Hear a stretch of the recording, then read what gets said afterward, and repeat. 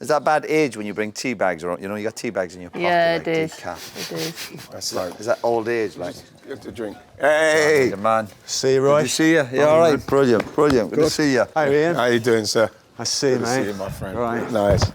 Nice. Yeah, this is Nice to see you. We have said hello.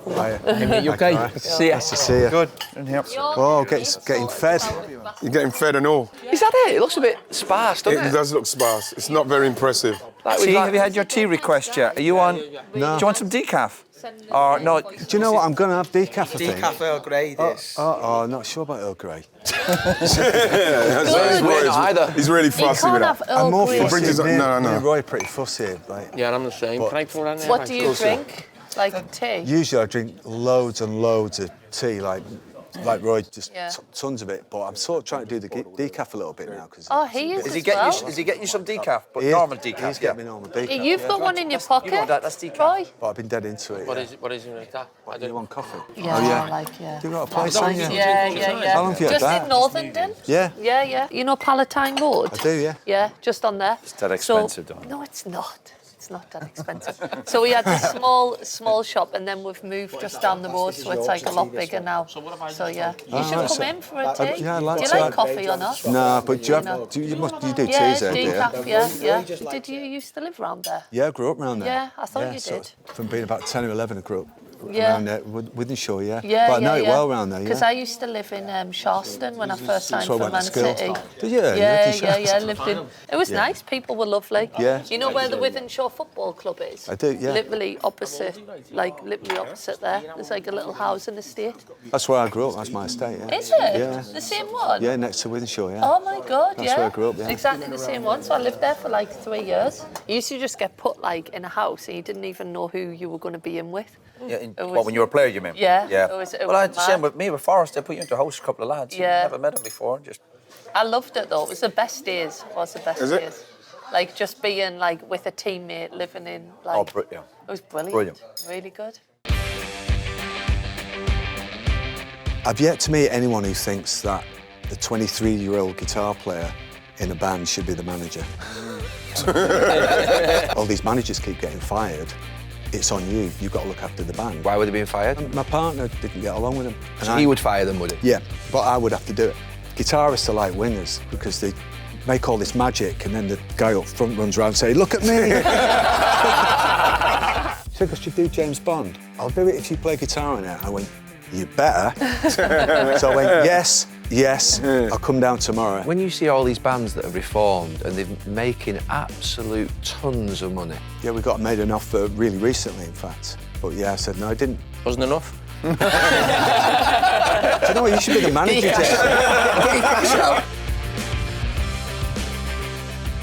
I was out last night walking. I went out for a walk last night with Norna Hampton and had some of your music on. You know, sometimes it just hits the spot. Oh, good. Nice one. Yeah, it's a nice, lovely evening, wasn't it? Yeah, it was Thanks, lovely Roy. last night, yeah. Yeah. Were you out and about last night? No, were you? I went out for a run, and then I was writing, so I sort of got a house to myself at the moment because Angie's in London, so got a place down there. So she sort of she knows what I'm like when I'm writing. I'm a bit nutty. Is that right? Okay. Get a bit intense, yeah. And so anyway, she's off for a few days taking care of business. So I was on my own in the house. Dogs were out. Like, and can some nights working. have flaws, or is other nights it's just like somebody obviously writing it can just hit a brick wall and. Sometimes, yeah, it's sometimes and often it's a craft. You know, there's a lot of ideas about songwriting that very, very romantic and they're nice. It sounds great. Like I was in the supermarket and I heard this phrase and this song came to me. Well, it's like if you're Smokey Robinson, yeah, or if you're Pharrell, or if you're Stevie Wonder, or like some Burt Bacharach or whatever. But that does happen occasionally. I mean, that's one of the things that I like about running. You know, so when I started running a lot, all my tracks started all really getting fast, up tempo. So I'm thinking about stuff and the energy's up. Okay. Pretty good, you know, it's interesting. But sometimes, quite often, you have to.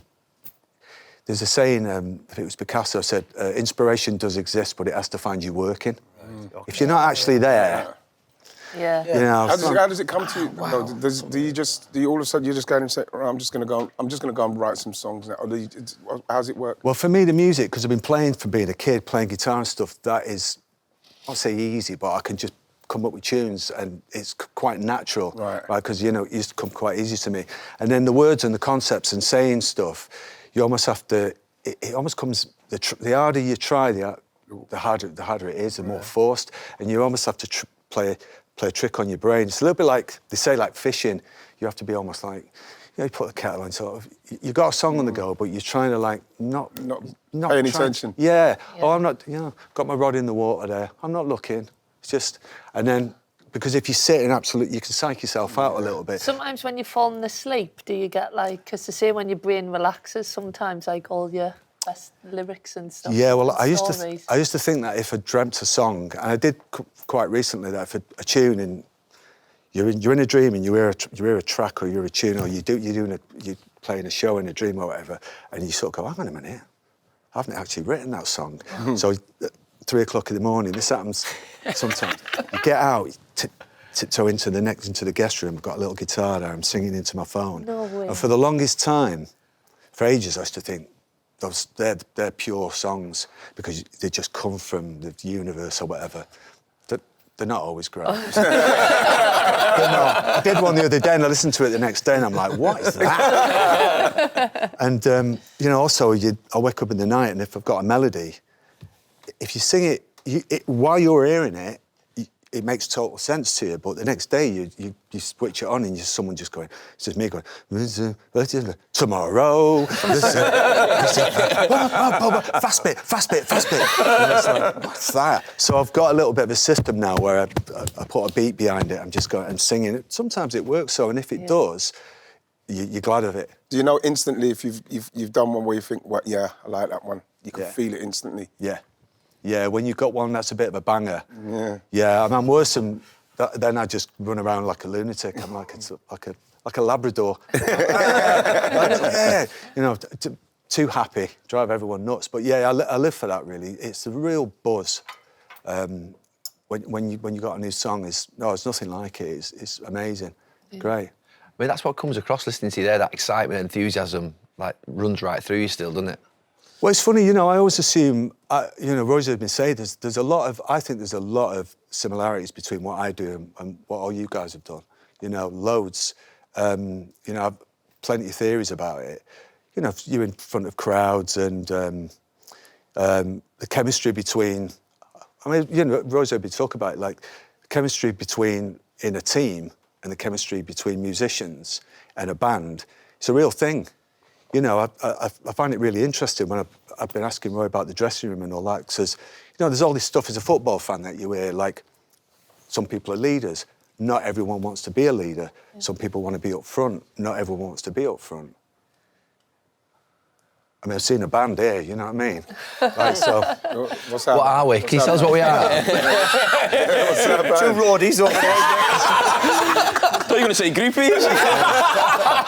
I'm bass. I'm bass. Just at the But you know what? Funny enough, I would say that. If you want,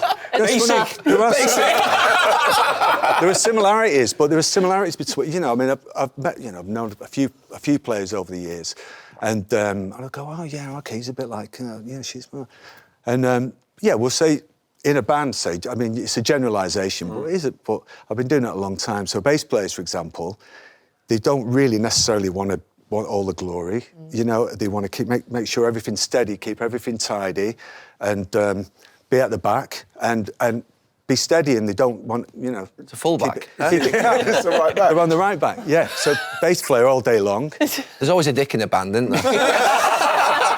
The one who leaves and comes back. But it's definitely a thing, the chemistry. I've been in some bands, I've been in a lot of bands, and occasionally, as I've got older, I remember when I was in Modest Mouse, a band in America, and I had a moment, when I was in the studio, and I looked around and I thought, the chemistry with this bunch of people, 6 of us, I thought, this is because I've been around doing it a while now, I went, I've been doing it since I was a kid, like you guys, but I was like, yeah, this is a real special chemistry. So, back to the band.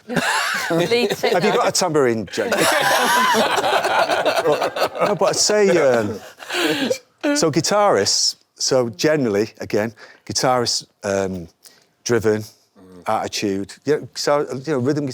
So I like in bands, for me, the best sound in the world, certainly in indie rock, is 2 guitars together, like the Stones, like Oasis, the 2-guitar. My band has 2 guitars. So I reckon two guitarists. Also, the guitarists... Are the most intelligent. Best looking. Why are you late for rehearsals? Yeah. You know, so... Right. Yeah, two midfielders, and then... You need a lead singer, though. What about... Is that an ego trip? Is that an ego thing? It's an easy... He's loving it. Of course he is. He's up front. No. Gets paid all the money. Yeah. I'm not Mick Goes on Jagger. private jets. I was going to say, someone who can bring a bit of emotion. You know, it's all right with, like, you know, bringing you up there, you're bringing that emotional. Yeah. And every band needs a drummer, Jamie. Yeah. And I know, like, being from Liverpool, you're probably into singing, right? Yeah. But no, you know, drummers actually are actually more like goalkeepers. I mean, if there was a goalie here, I'd say drummer all day long. But you know, there are similarities there between goalies and drummers. I mean, obviously they're at the back, but if your drummer's having an off night, Is that right? Yeah. Wow. Holds it all together. holds it all together. Like you Ringo know. Starr.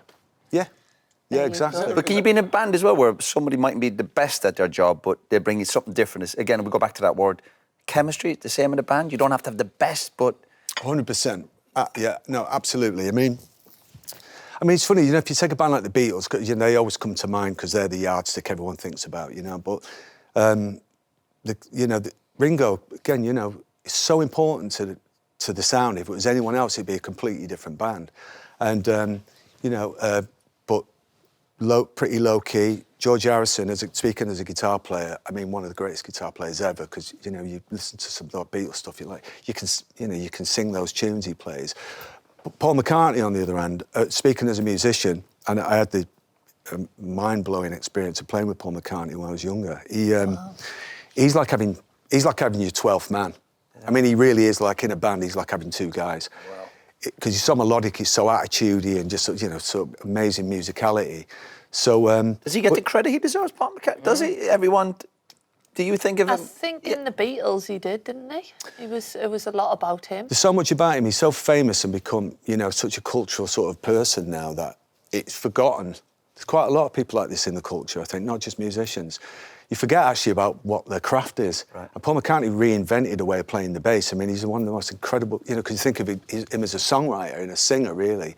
But as a bass guitar player, I mean, it's next level, really. Right. Yeah, I mean, he's unbelievable. And I think I think that was very deliberate. I think he took really great pride in being great at I think he wanted to be the best bass player in the world. I mean, he was really into Motown, that was his thing, really. Did you watch I'm sure you watched it. You've watched the Beatles thing, sort of behind this, all those tapes that they got from years gone back, and it was about 2 years ago or a year or so ago that came out, where it was like behind the scenes, basically. I thought that was some of the best television I've ever seen, with Paul McCartney and John Lennon. They said they'd taken the cameras away and they were chatting about the band, but they had like a tape there or something, they could still hear them. It was in a plant and they were pot or talking about George Harrison or the band breaking up and songs and that. It was unbelievable. We see, I mean, there's so much about that. It was amazing. But get back to that thing of chemistry. Chemistry, it just, I mean, I'm being, you know, making assumptions here, but football teams, you've got a shared, you're on a mission together. Yeah. You know, there is that, and some people fall out. Yeah. Some people don't get along. Some people you kind of have to get along for a time just to sort of crack on. I've never really believed in that. I'm out of there if it's not a good vibe. Do you not think sometimes you can't get on, but then when it comes to performance, you can still go out and give that really good performance? Or do you feel like you have to... I've been around bands who you know of bands who do that. I maybe overthink it and get too deep about this stuff, but I think if you're not on a mission... I mean, you don't have to be like chanting and high-fiving and all that, but I think if there's I don't like a bad vibe. Yeah. I like a good feeling. That's probably why I've been in so many bands and why in some ways, I don't mean to be modest, I'm good in bands because I have that enthusiasm for it, and I grew up with a sort of really romanticism. I mean, I also had to learn how to do it. Yeah. But I believe a band is a special thing. Yeah.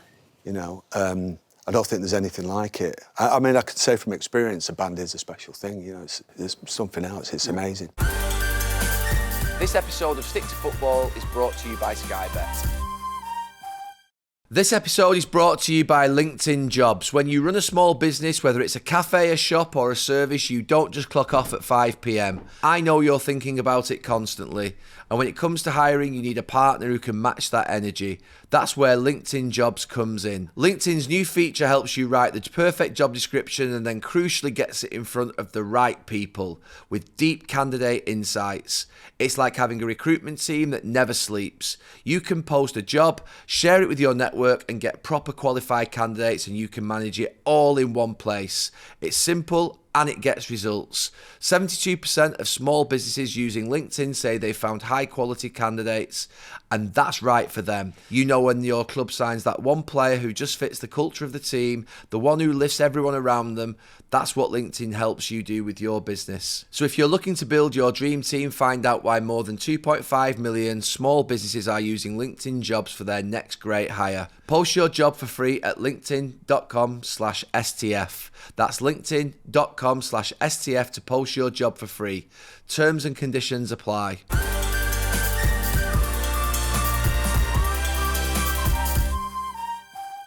You said there about the vibe, but you're out of there. Have you had an experience where you have stayed and you should have left? I learned pretty early because obviously, you know, I'm known primarily and for my time in the Smiths. That's how I got known. Yeah. That's how people got to know me. The songs I still loved years and years later, and I left that band at 24. You know, because the vibe. It's a long story, but the friendships fell apart and got straight into it. But it broke down. The vibe broke down, and the friendships and all of that. And I was kind of heartbroken. But I was only 24. But that experience then taught me a lot. Being in other bands, so I was in the Pretenders and I was in the There, and so having gone through that experience, I can sort of see the signs now, and I've been in a lot of bands and I'm on good terms with all those other bands. So I've always left on a high. It's always been cool, you know, and it's never been too personal. Like with the Cribs, they wanted to take a year off to write, and I was all ready to do some stuff, so it wasn't personal. I was like, listen, guys, I'm ready. I've got 30 songs here. And if someone's got 30 songs, you don't get in the way. I went, listen. So that's how I did my solo stuff. It's purely because of that. So, you know, if some people, like, if you look at my career, I look like a serial leaver. But I'm not actually, I'm a serial joiner. And in some ways, again, you know, like some footballers, I mean, Gary's unusual, I'd say, in that a one-team player, surely that's got to be quite an unusual thing in football. Jamie knows it. Jamie the same, yeah, exactly. So, but in rock, U2, Coldplay, these bands who we've almost become used to, like they've become like a bit of a paradigm now or a yardstick. You think, why can't you stay together forever? But most bands don't. Yeah. Really. What are the signs, John, if you think this, where does it start when things start falling apart? Would it be something like, obviously, being laid, money comes into it? Yeah, all of those things. I think, you know, like, I don't know whether it's the same in football, but egos, bad lifestyles. I mean, in my case, with the Smiths, say we were all dead young as well. So I do give everyone, myself and everyone, a pass on that. The main thing with the Smiths that has become well known is that I managed the band. You know, that was the role put onto me. But because I formed the band, right, when I was 18, 19, that suited my personality. I found we weren't a bunch of mates from school like U2 or like Coldplay or Radiohead. I wanted to put a band together. So I went and found the band members, and we learned to love each other real quick. You know, we became really tight really quick. And there's a lot of stuff about the Smiths that isn't true. Like, you know, we were really, really tight. And but we didn't really know each other. I brought that in. But my role was, I found the manager. I went to London to get the record deal. I found the studios.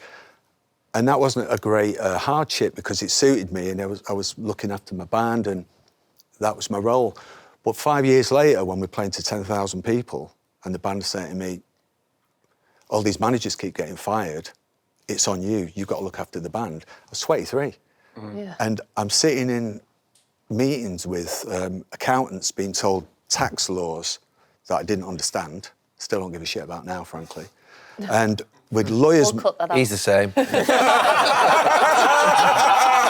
Oh, gosh. I don't mean I don't pay them. I just mean I put my head in the sand and go, right, OK. Yeah. But no, and with lawyers, and so it's a big difference being 19 and trying to find rehearsal rooms and trying to find a bass player and trying to get a manager and all that, to 5 years later, you've had all these hits and you're on the road in America for 7 weeks or whatever, and everything's falling apart and people are being fired all the time. Why were they being fired, Johnny? You said managers were being fired. Why were they being fired? My partner didn't get along with him. All right, okay. And then I couldn't... So he would fire them, would he? Yeah, but I would have to do it. Oh. So I just had enough of that. But that, again, that sounds like a complaint. That was my role.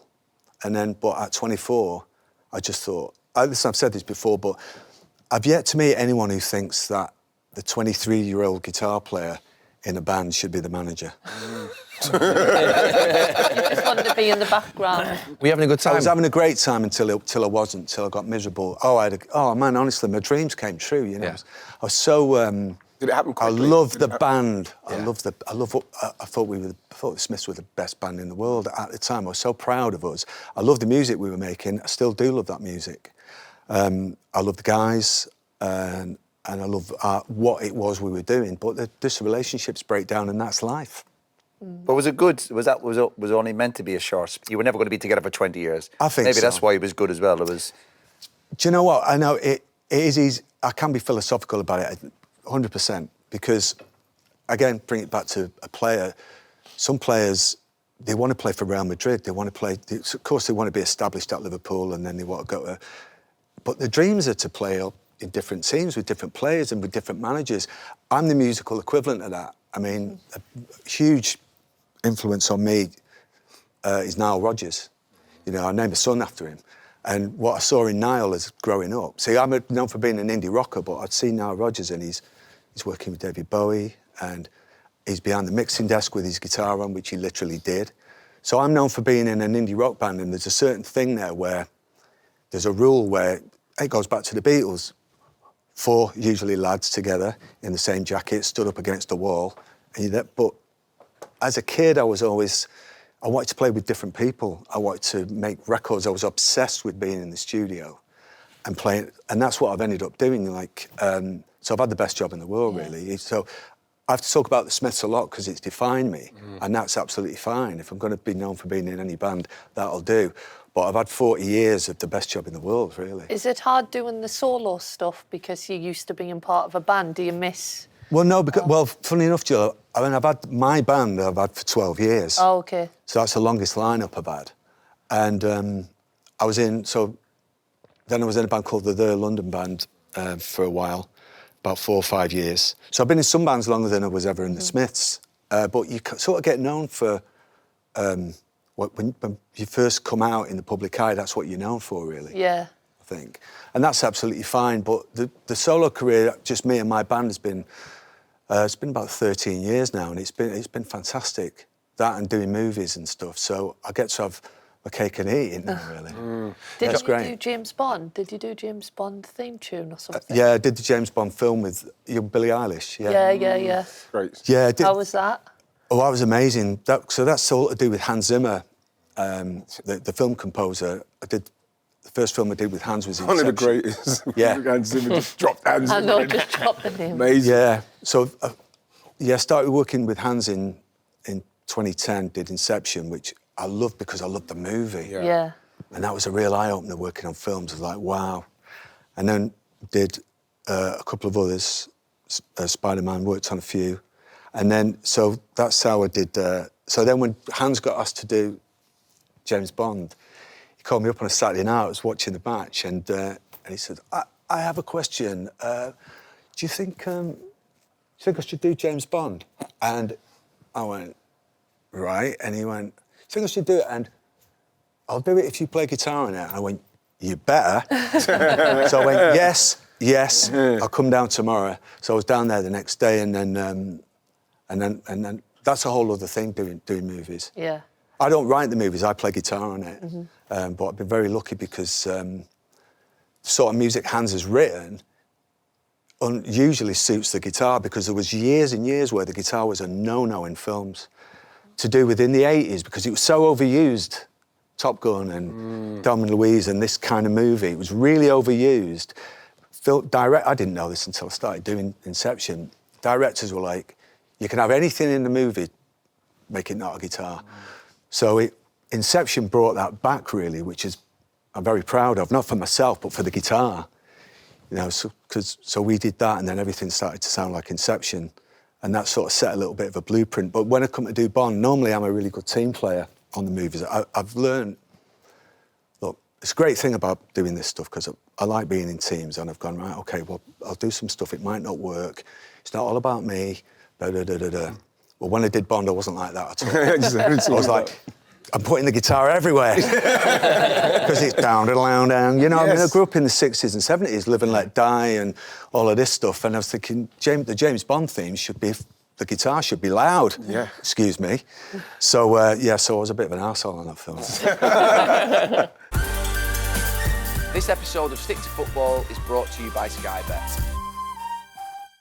This episode of Stick to Football is brought to you by Huel. I'm just not a fan of fad diets. I mean, protein shifted in the latter part of my career. We were so carb-focused in the early parts of nutrition being introduced at United. Then it shifted to protein and the understanding that straight away after a major training session that you'd have to basically sort of load with protein. And then that's not changed. It's sort of even become more apparent, not just necessarily now in sports teams at the elite level, but also I think in sort of mainstream, the population are aware that protein is something that you need to, you know, make sure you take in, and the amount of protein that you take in, and sort of particularly when you take it in as well. So yeah, it's something that's developed enormously in this last 20, 30 years. It shocked me. Last time I spoke to a nutritionist was a few years ago, and I was finding myself sort of like almost questioning what I was eating. And I said about lightheaded in the afternoon, and they said you're not having enough protein, you're not having enough intake of food, and to try and get the level of protein that he told me to was almost impossible in a day without going for something like this. Right now, new customers can get my exclusive offer plus a free gift at huel.com/the overlap. That's my exclusive offer plus a free gift for new customers at huel.com/the overlap.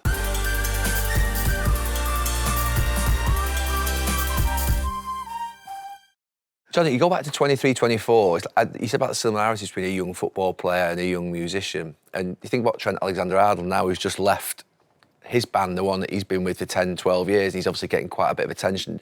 I mean, it takes big courage to do what you did, because the easiest thing, though, you're winning at that point, aren't you? You're creating the most unbelievable music.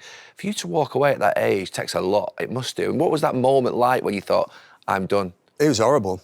I mean, and it was because I was so young, it was an emotional decision, but it was, I don't want to be, well, I suppose it was so dramatic, really. When I left Smiths, you mean? Yeah, it was massive, isn't it? Yeah, it was really massive, yeah. Do you regret anything about it? No, funnily enough, I don't, no. No? No, I don't. I mean, it was untenable, really. And it wasn't a sort of impulsive decision either. I looked at it for quite a long time, and I was really heartbroken about it, really. So it was certainly not a career decision, because I had to really look at, well, what's next. But that's why you're respected even more now, I think, isn't it? Maybe, yeah. But I'd like to think, you know, I mean, I've got grown-up children that if they're in the, I'm getting very serious here, but if they're in a similar position, that they do the same as me. That's why I don't regret it. Yeah. You know, I look back on it. Actually, at the age of 61 now, I look back and I go, what, ballsy. Ballsy, but happy. Yeah. So, but it was hard. It was definitely hard. When you see all these bands that have reformed and they're making absolute tons of money. Yeah. And you've said no, is that right? Yeah. Yeah, we got made an offer really recently, in fact. But yeah, I said no, I didn't. Wasn't enough? Do you know what? You should be the manager, Jay. Get the drums. Johnny. He just Yeah. Just because you want to be able to look yourself in the mirror and just... Is that just because of who you are and your morals and your principles? It's not quite that principled. There's a little bit of that. But I'm not an idiot. I just think the vibe's not right. Yeah. Bad vibe. So, so many people who go on just on vibes. People say, yeah, but it's just a vibe. Sometimes you go on vibes. Yeah. No, it was, you know, it was a sort of, you know, eye-watering amount of money, but also I really like what I'm doing now, which makes it a lot easier. Yeah. You know, I really like where I'm at. I mean, I still have to work, as in my craft. You know, my thing is, still want to write the best song I've ever written. That's the thing. And be a better performer. All of these stuff. See, that is the difference between what I do and what you guys have done. Is that you can keep going really within reason. There's all these. I mean, I know there's the Stones and people like that, but you can still be a songwriter when you're in your 60s, 70s, and as long as you're able to physically do it. Does that still drive you? Just what you said there. It probably takes. Obviously, we've stopped playing, but that thing when I was playing was whatever I'd done was not enough. There's always somebody who's done more than your other team, and there's always something, this goal or drive to do more. You're saying that at your age now, in terms of, I still want to write the best song I've ever written. You still think that best song is still there? That's still what you're aiming for? There might be a day, when I go, it's not. And, I'll get another dog. And, but it's funny, another thing as well, I mean, that I think we have in common, and I've noticed particularly with you with stats, Jamie, but being an expert, I think it really counts for something. I think it makes you feel good. And if you started from being 10 or 11, and not just stats, but, so David Beckham comes to mind. I met him a couple of times, but there's stories about like when he came to United, he knew everything about the history of United. And famously, Bob Marley, right, when he first went in the studio, he was 15, 16, this attitudey little guy. He knew how the studio worked because he'd been listening to Sam Cooke, the Coasters, the Drifters. He knew all about it. And he was a bit of a pain in the ass because he was like, no, those vocals aren't loud enough. And he knew how to run a band. And I was like that at 9, 10, pop music, especially if it had a guitar on. Everything about it, I was like, so it was like, became like, it's a passion and I wanted to be a performer. But to get back to the point, I think it's good being an expert and like doing what you guys do in public. It's quite, as a football fan, you're watching it and you're going, oh, right, OK, I never thought of that before. And, all these little details. And so I think there's something satisfying about using your expertise going forward, So when you 9 and 10, you were a student, you were like wanting to learn, even at that age? Oh, I learned loads of stuff there. I'd listened to, back then it was 45, so that's why I have this 45 tattoo. 45 is, so they're the 7-inch singles.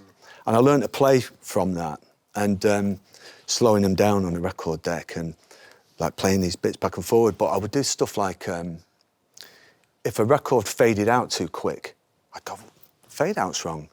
Or if the vocal came in too late or too early. So I just had this natural ability to sort of like listen to arrangements, and I then started to notice in the second verse, whether this is interesting, but in the second verse, the guitar light, I was like, what's that? Oh, it's doubled with an organ. Oh, that's good. So when I started making records with the Smiths, that's why there's loads of layers on it, because I'd start, and I wasn't even aware I was doing it. It was just something I twigged from being 10 or 11 about arrangements and certainly where guitars were concerned.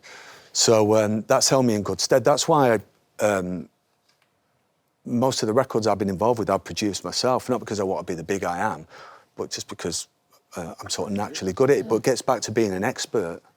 Do you think up-and-coming artists do that now? Because sometimes we speak about footballers coming through and we'll probably think they don't watch as much football and don't become a student of the game. Do you think that's changed over the years? Well, yes and no, because I think that is changed. But because the technology is available now, so that's a good thing and a bad thing. The good thing about it is, if I'd had that when I was 13, 14, 15, I would have been practicing on a laptop and putting beats together and all of that. So I do hear there are musicians out there now who are just technically absolutely amazing. Yeah. And they almost take it for granted that they have this tool there that they can make records on.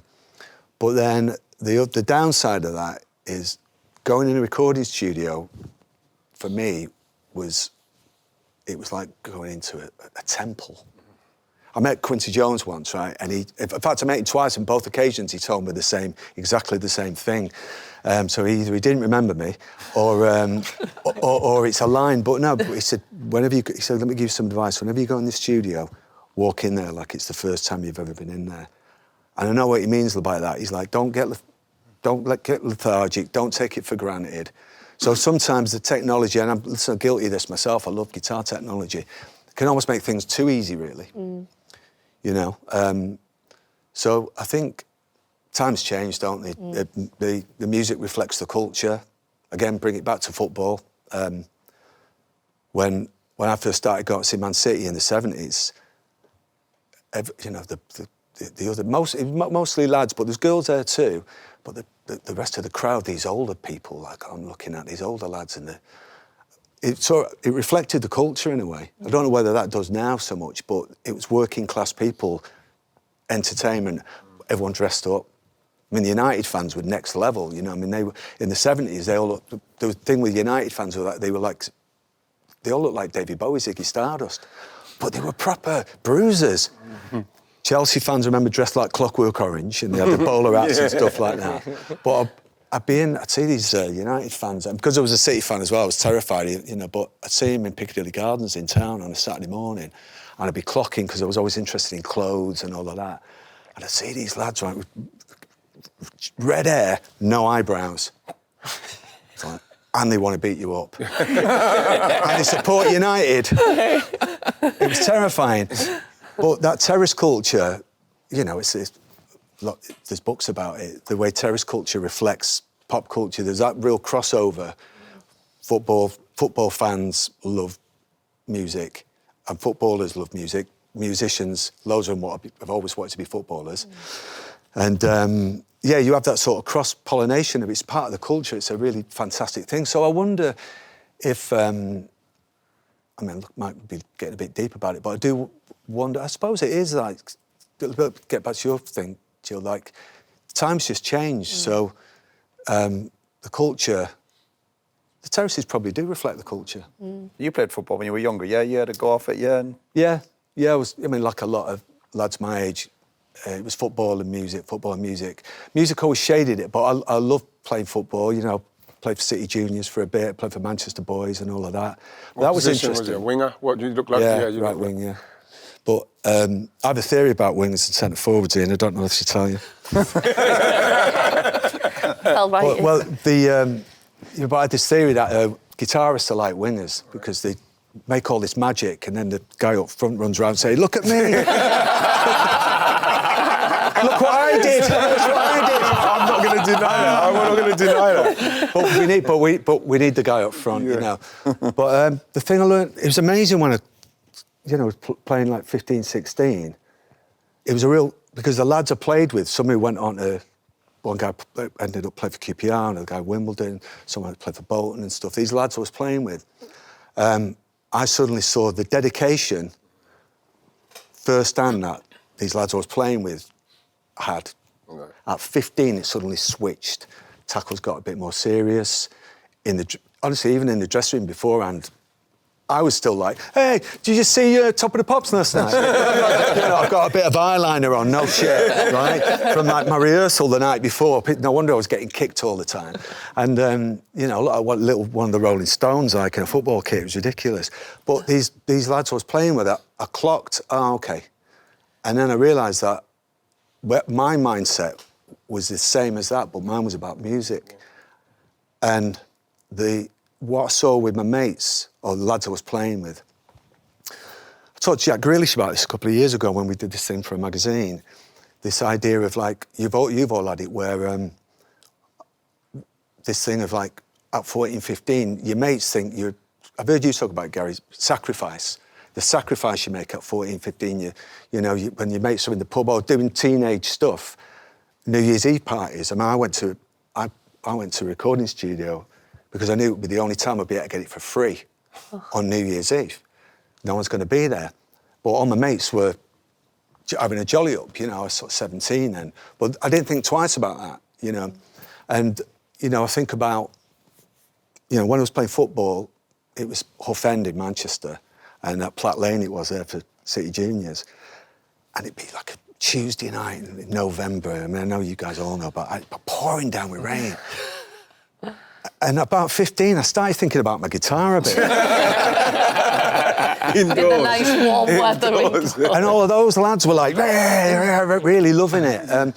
But what I was doing, though, was I'd be stood, literally did happen, I stood at the bus stop on the Wednesday night in the rain, going to a really dodgy part of Manchester at 15 to go and rehearse with this band of adults. I was in a band with grown-ups. They were reprobates looking back at it now. And I loved it. But so while my mates were going in the pub and doing whatever I was a regular teenage kid, I guess, but that side of it, which I guess you can look back and say in dedication, sacrifice. Well, you know what I'm talking about. It can look like a sacrifice, but if you love it, Yeah. you know, and you want to, and you also want to be great, don't you? Yeah. That was my thing. I mean, of course, there's all that stuff about being famous and wealthy and all that. I mean, I'd be lying if I didn't say that wasn't a thing. But I wanted to be as good as my heroes, really, and I still do, you know. You met your wife when you were 15 as well, didn't you? Yeah, that was another distraction, I think. Wow, but we're still together now, so it's the right choice. That's incredible. Yeah. Yeah, and she was, 15, and Angie was 14. And, I mean, obviously it's been the most important thing in my life, really, because all the way through teenage years and through the Smiths and the Smiths breakup and all the bands. And How did that stay stable at home throughout that whole period? I'm not an idiot. I know when I'm onto a good thing. Well, the thing is, I think, Angie was part of the Smiths, really. Anyone in the band would tell you that. There's the 4 guys and Angie. So it's quite easy to think, I had this girlfriend or wife, and then I go off to fight the indie wars, and she's in the kitchen going, well, no, she came with me.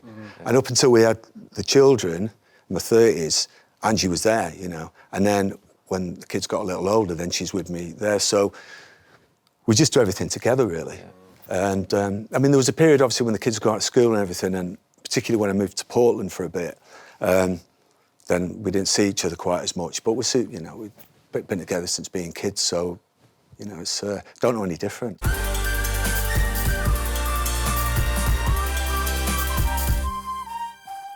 What would you have been if you hadn't have been a cricketer? Dead. Hello and welcome to the Overlap Stick to Cricket, brought to you by Betfair. I'll be joined by Alistair Cook, Sir Alistair Cook, David Lloyd and Phil Tufnell. The bloke's got to me, hey mate, has anyone ever told you you look like an old Phil Tufnell? We'll bring you analysis, reaction and interviews in what's going to be a huge year for cricket. Do you see Ollie Pope strolling out at number 3? Tough as is more likely to get through his first 20 balls. I think that's a stat. That is a stat. 2 players, Joe Root, Virat Kohli. If you were playing outside our house, I'd shut the curtains. This kid has got something. Absolutely the greatest bowler of all time. Would you agree with that? No. No? No. There'll be stories from our playing days, we'll be answering all your questions, and we'll be having lots of fun along the way. Strawberries have been up. Where's my coffee gone? No disrespect to Bashir. Like, Warren was one of the best ever. Bashir's not. You dropped Joe Root. I did drop Joe Root. Who did you put in instead of him then? Gary Ballant. I'm going to say there are a few holes in this Indian batting line-up. There are a few holes in the bowling line-up. What's the score going to be? Do you get recognised down the abattoir? Do you know what, right? Do you know what? The sheep know who you are. Stick to Cricket, brought to you by Betfair. That was just a warm-up. That's not been recorded. I hope they have. Well, see, you can have a croissant now.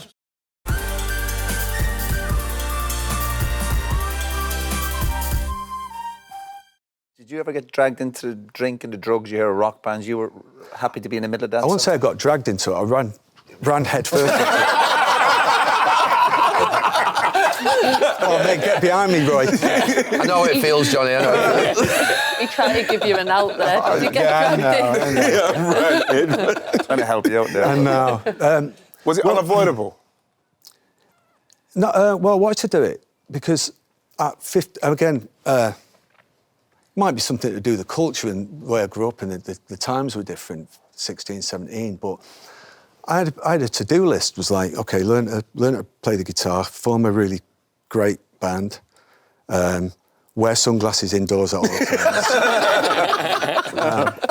That was you today. Take drugs, that sounds fun. Tick. live the life of a rock star, because Smiths got successful, I was 19. And crucially, we didn't have a manager, as I mentioned before, so it was quite a lawless, unsteadying. I mean, it went into the music and it made us what we are, I do have to say that. But there was no guiding adult around, right? So I'm 19, let off the leash, you know, in my favourite band. And that list, I was like, yeah, crash a BMW, tick, which was more serious than I realised. So all of those things on that list, I got to do. And then, and with drink and drugs, got to a point where it just was not a good look anymore, and it was self-defeating. So in my late 30s, I'm a real all or nothing person. I just packed it in, but I didn't just say, oh, right, okay, I'll knock that on the head or whatever. I started running marathons, and I always say, like, I gave myself the gift of, like, a really full-on kind of healthy lifestyle. I didn't go, oh, you know, because, listen, my band have a few beers and my family, you know, I can be around people. I just don't drink, you know, it's just alcohol's not my thing. And it's been like that way for years. And people ask me about it quite a lot in the media and everything, about my lifestyle. But I just saw it as being, like, I didn't have, like, a drink and drugs hell. I had a drink and drugs fantastic time, but when it stops being fantastic and being counterproductive. What did that look like? It wasn't pretty, Gary. Like, was there a moment, like, did something happen, or, like, at what moment did you go, Quite a few things happened. Well, would it affect your performance on stage? Did it get to that level? Well, actually, at that point in the late 90s, I was in the studio. I was obsessed with being in the studio. I wasn't really touring that much. Yeah. So I went through a period when I was in a band called Electronic with Bernard from New Order and Pet Shop Boys, where it was studio. And I was playing on loads of people's records, and I loved that. So I wasn't touring so much, and I got to see my children grow up and go to school and all that, and I was in the studio all the time, like a studio rat. And that lifestyle became really quite unhealthy and pretty toxic. And, you know, I started to really, I thought, this is getting a little bit out of hand here, you know. I mean, my hangovers, I mean, you could see them. Wow. You could take a picture of them, you know. And then I had a couple of pals around me who were a little bit older, and one had been in the programme, which I never did, and another one was just anti-drink, and they were both into running. Now, a weird thing as well was, like, a little bit earlier I'd met, it's a weird story, but I was making a film with them there in New York, and we're in this really edgy part of town, and there was this hip-hop band, Naughty by Nature, and we borrowed their crew to, like, look after us, and I was around these guys, and I really was into this early 90s, I was super into hip-hop, and I was like, what's with this sort of, well, you guys won't ever see the videos, you're always doing press-ups, and you're always like, and that. And these two guys, he said to me, they laid out this sort of super philosophy about strength and having to be on the ball and all that. And I just thought, God, that's so far away from the old rock and roll cliche. Yeah. And just something in me, it hit me at the right time in my life. I thought, God, that sounds really, really happening, really and progressive.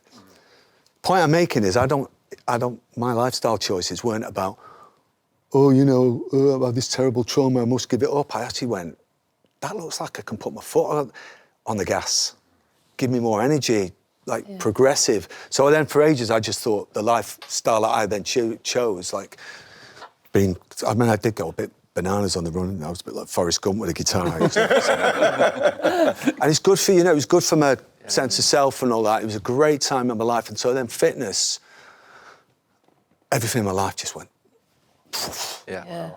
And I'm convinced it was to do with meditation, giving up the booze.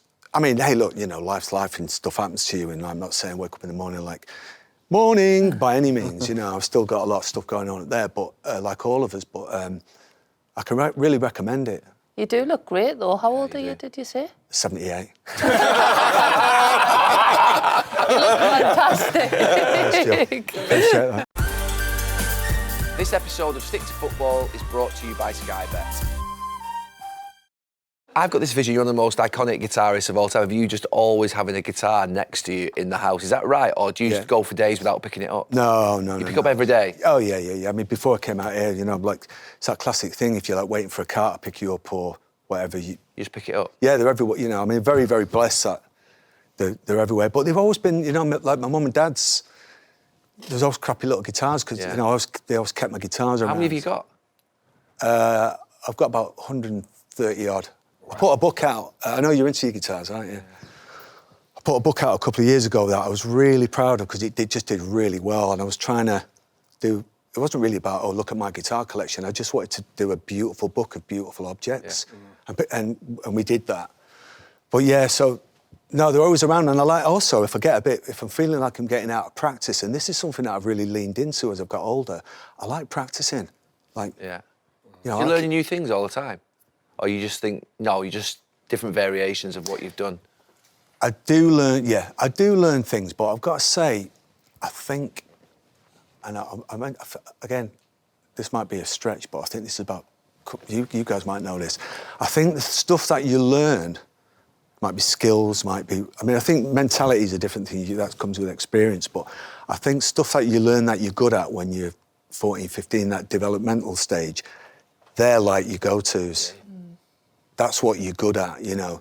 So, but I do like try and learn new stuff, but I think for what I do, I think I know what I do now, really. I think for the longest time, I was trying to not be bagged, and like in electronic, I was playing loads of keyboards, and now I know what I do. You said before Paul McCartney was one of the greatest bass players of all time, which, to be fair, probably most people would never have thought of that. Thinking of Paul McCartney, did think of the songwriting and the singing, but who are, in your opinion, the three greatest guitarists of all time that you've seen that have just completely elevated the skill set?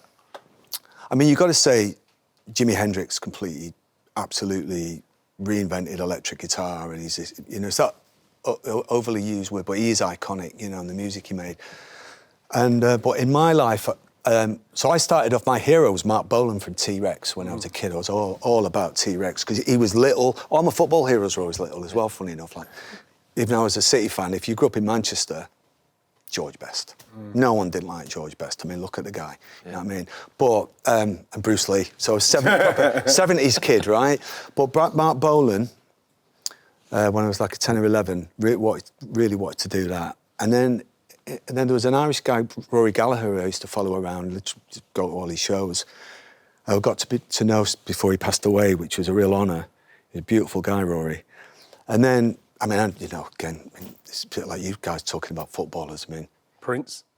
Yeah, I mean, next level, absolutely. Well, actually, funnily enough, with Prince, he's Wendy Melvoin, who played in his band. Yeah. Wendy and Lisa. Wendy and Lisa. She's one of the greatest guitar players I've ever come across. And I played with Wendy. She's really brilliant. It's a good point. Yeah, Wendy's amazing. I'd say, but Nile Rodgers comes back. You know, Nile was a big influence on me. People would never believe that in the Smiths days, and I used to say it even back then because you hear the Smiths and like these indie rock guys.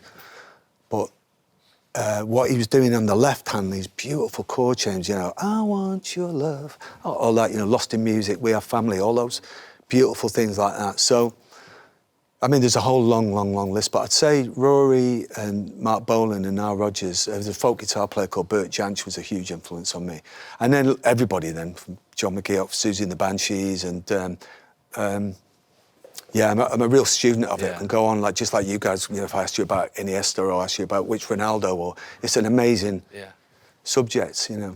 And Roy, you meet him on your walks, on your dog walks. Are you walking your dog or are you running? Sometimes we're walking the dogs. Roy be out with the dogs, and but often I'm running out when we bump into each other because we live near each other. And it's a good excuse for me to stop. That's the only reason. You're having a breeder. No, I was like, oh no, don't want to stop you because I'm running. And no, it's, and we have a bit of a chat. Yeah, that's good. Bit of a chat about football. I was interested in the dressing room. You know, and as I said earlier, the dynamic of the chemistry between, and just what happens with the life of football, really. And a bit of a chat about Ireland, because I'm from an Irish family, and talk about Cork and stuff like that. Tea. We're really rock and roll. Did you go to the FA Cup final or not? Oh, God. When was that? Oh, but that hasn't happened. No, I didn't, because I'm trying to be disciplined and not be too distracted and get on with writing some new songs. Yeah. Do you get to go to many of the games of this season? Yeah. What have you thought? Oh, man.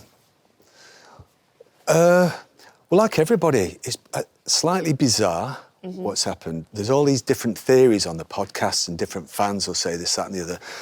I've got to say, you know, like, with injuries, I mean, I know every fan of every Premier League side can go, oh, don't play the injuries card, but... That's what these lot say to me if I mention Arsenal. So I'm glad you're mentioning it, John. So go on, you go for it. But if you're going to talk about injuries, I mean, Rodri, Erling Haaland and Kevin De Bruyne are three pretty important players for City. So, I mean, that's played into it. I don't think it's just that by any means, because if you look at what's happened to Phil, as a City fan, if you'd have asked me at any time over the last sort of few years, if the wheels fall off, what's okay? And you go, well, Phil, because he's young, he's not burnt out, he's so talented and all of that. But you sort of go, well, even Phil's having a tough time. Noel, who... I'm sure you know what I mean by Noel, right? But he said something interesting to me when we went through that, you know, at the start of that spell. He said, look, have you ever been on a tour where you've been touring for like 18 months and you've got to, you know you're going home, and you love playing and all that, but you know you're going home, and then right at the end of it, someone says to you, 5 weeks in South America, and you just got to go again. Oh, Jesus. Yeah. Because I often think, and I've asked Roy about this as well, like, I always think that, look, even if you're playing in the playground or as soon as you cross that white line or in training, as soon as you put your boots on, you just want to win. Yeah. I did wonder about that when I've heard, like, ex-footballers... Just burn out over a few years. I did go, is that a thing in football? But I'm sure it must just be the same. Yeah. When Noel said that, I thought, right, because this group of players, I don't have to tell you guys, you'll know about it, but this group of players, the intensity, and the manager's so intense, and just whether they've just kind of gone, I haven't got it in me, you know. Hit a wall, haven't they? They've hit a wall. So. I mean, what would you say about it? I think they've hit a wall. I'm surprised it actually didn't happen after the treble. I thought you'd see a big drop-off last year. So to do what they did last year, and Arsenal get to 89 points last year? Yeah. But I think they've just hit a wall. I think physically, just maybe gone a little bit older together as well. Yeah. They probably needed a bit of...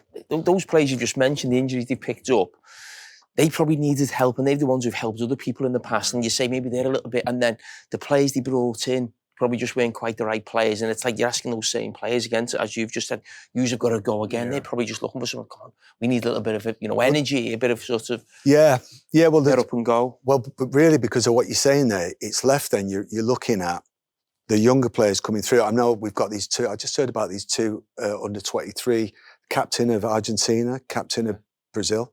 They've just come to City. Right, I mean, that sounds like, on paper, that sounds good. But then you're looking at...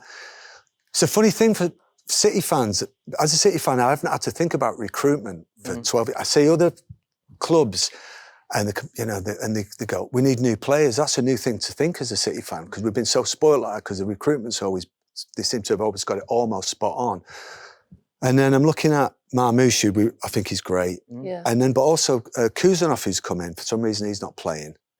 And then Gonzalez, he looks like a good player. I know he's like there for Rodri. I thought it was strange he was on the bench in the cup final.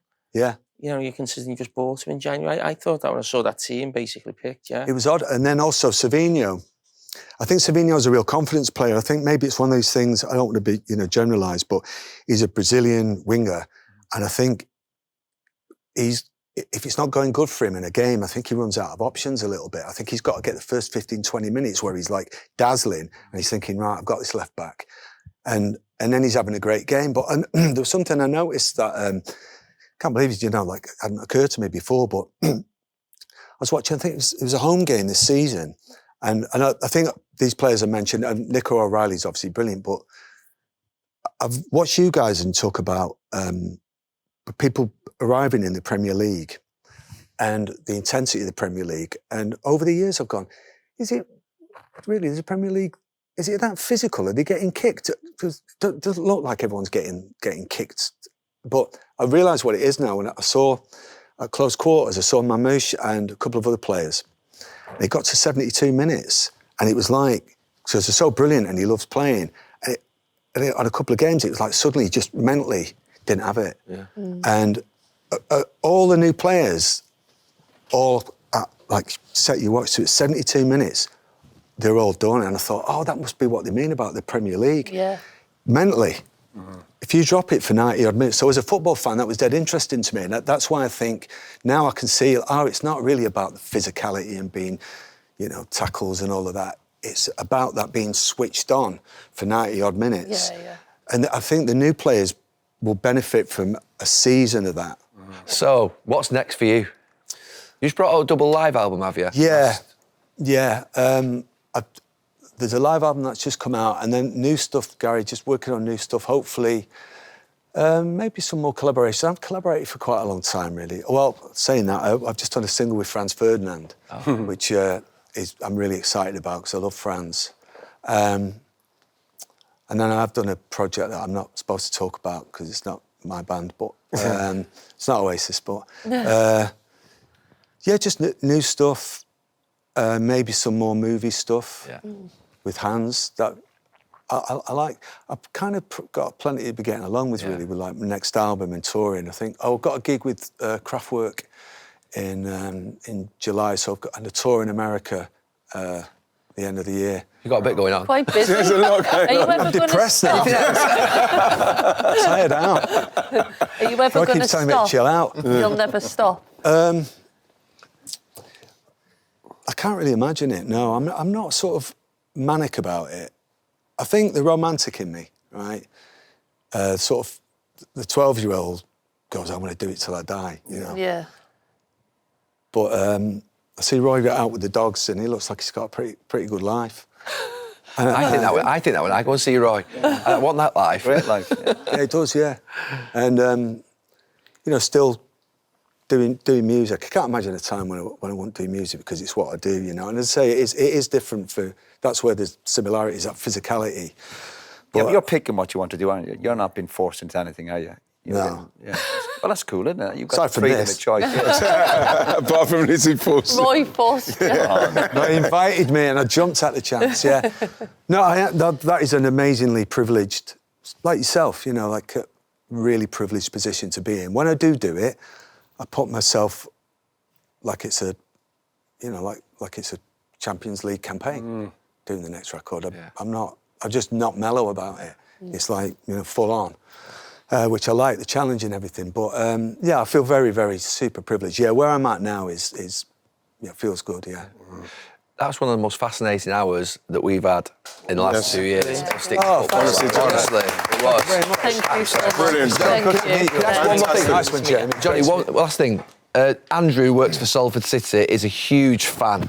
Oh, yeah. And he did a Salford Lads Club campaign. You come in, Andrew. Come meet here, Johnny. Andrew. Oh, yeah.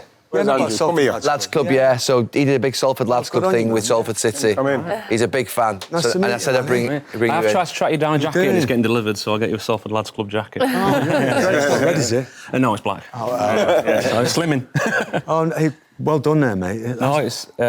How's that going? No, it's great, but as you'll know, in terms of Salford as an area, it's like kind of that, you know, socialist principles of, you know, dreams and aspirations, and everyone's is kind of as valuable as the next person. So you've got enterprise, but you've also got sport, art and culture. And so we're really proud of what Salford's kind of done, but places like Salford Lads Club are so important to it. Yeah. So when we heard that, you know, obviously Salford Lads Club was in a bit of trouble, wasn't it, financially and stuff like that, we thought, as a club, we had the responsibility. Do you know what's amazing? All over the world I go, and someone, if they pull out the phone, they're either going to show me a tattoo or a terrible picture of me when I was like 19. But there'll be folks say, I went to Manchester, and it'll be someone from America or wherever, or Belgium or whatever, and they'll be stood in front of Salford Lads Club. Yeah. That's right. You know, it's become... good. And I can't take credit for that. That was to do with Morrissey, but I'm very proud of that, obviously. Well, we've got like a new generation of fans at Salford that are like, they're all starting now, coming in like Stone Roses jackets and stuff like that. It's really interesting because we're blessed at Salford, like a community club. These 15-year-olds to 25-year-old kids that are like, just like, a lad came up to me and goes, oh, have you heard of this? And he showed me a Stone Roses album recently. I was like, yeah it's all right, that. But it's really interesting that these lads are now getting into bands and stuff, because for about the last 10 years, I think it's some random fact, only 2 bands have had a #1 single in the last 10 years, and one of them was the Beatles. Right. And so it's like, I think there was a lot of kind of individualism. Same with football, isn't it? In terms of the last 10 years, you know, people like kind of almost personal brands, but all these kids now, they're picking up guitars, so it must be really exciting that, you know, it's in the future of music. Because of you, Johnny. It does go in... you, John.